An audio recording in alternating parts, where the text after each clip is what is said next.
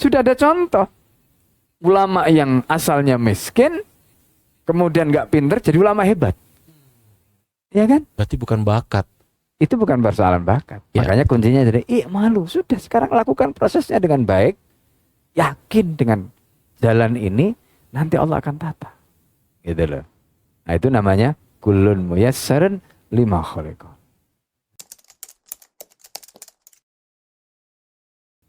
I'malu. Jadi dimulai dari kalimat itu.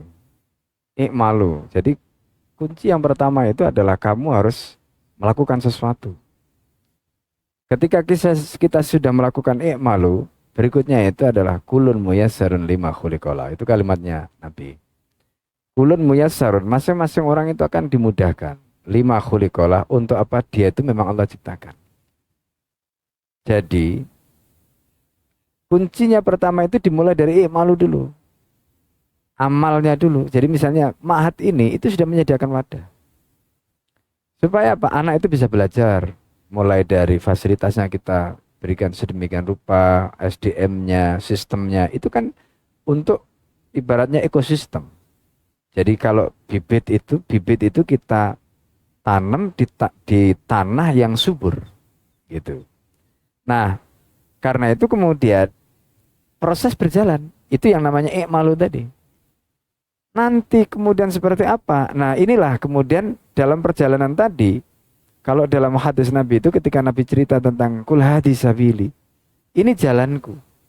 Kalau kamu melangkah terus sampai, tapi setan itu banyak di kanan kiri, dah. Fatafarraqu bikum an sabili.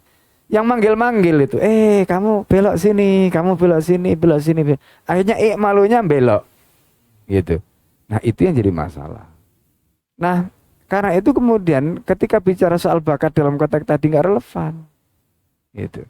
Karena sebenarnya yang dibutuhkan itu apa? Dia itu harus lurus. Makanya kan kemarin di Taujih subuh itu kan kita sampaikan. Kenapa kita bikin ma'ad dengan konsep wakaf? Iya kan? Nah, termasuk tidak boleh misalnya Ibnu Jama'ah menceritakan bahwa tidak boleh di ma'ad yang wakaf untuk belajar itu misalnya melakukan yang lain, apalagi di ma'ad kemudian nggak sekolah. Di ma'ad kemudian cuma istilahnya itu tamatuk tangi mangan turu misalnya gitu ya. Itu nanti menyalahi. Itu pertama dia mengkhianati yang wakaf. Dia menyalahi ya wakaf dan dia mendolimi dirinya. Nah, itu bertentangan dengan tujuan wakaf ini.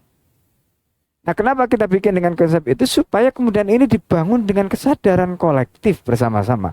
Kita yang mengelola, ya termasuk yang menjalankan, dan kemudian santri yang menjadi bagian dari proses di dalam pendidikan tadi itu betul-betul semuanya terintegrasi dan bersinergi untuk mewujudkan tujuan tadi. Itu namanya i'malu. Ya. Nah, memang kita setelah proses yang kita lakukan kan, makanya kan kemudian tugas kita, kami ini ya sebagai mudir, sebagai khodim ya, termasuk sebagai guru ya kan, sebagai murabi dan sebagainya. Itu seperti petani. Ibarat kita sudah tanam, ya, nanti kita lihat ada enggak misalnya hamanya, ada enggak mungkin yang rumput yang mengganggu sehingga dia akhirnya tumbuhnya tidak baik. Nah makanya di ma'ad itu kan ada aturan, ada tata tertib, ada macam-macam lah gitu ya. Termasuk juga pengawasan ini itu. Itu sebenarnya untuk jaga tadi supaya kemudian malunya itu bisa lurus gitu. Gitu loh, supaya artinya begini, kita jangan kemudian memvonis nanti dia seperti apa ketika melihat hari ini, karena ini semuanya masih proses. Kita sering sampaikan, maaf, ada seorang ulama ya, muridnya Imam Abu Hanifah itu, ya, jadi Abu Yusuf, ya, beliau itu kalau kita lihat dari sisi intelektual, beliau itu sering disebut balid. Ya, contoh-contoh di kitab Ta'lim Muta'alim itu disebut balid. Imam Syafi'i itu punya murid juga namanya Rabi' bin Sulaiman. Itu juga balid. Tapi karena beliau itu serius, bayangkan Imam Syafi'i kurang apa hebatnya?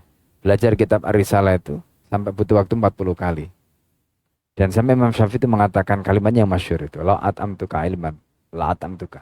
Seandainya aku itu bisa menyuapi kamu itu ilmu, aku sudah suapi kamu. Tapi yang menyuapi ilmu itu bukan saya, Allah katanya. Karena itu fas'alillah, kamu minta sama Allah. Coba bayangkan kalau Imam Syafi'i mengatakan kamu itu nggak bakat jadi ulama. Ya kan? Sudah belajar dengan saya, kurang apa coba? 40 kali kitab Ar-Risalah, satu kitab itu 40 kali. Nggak bisa-bisa.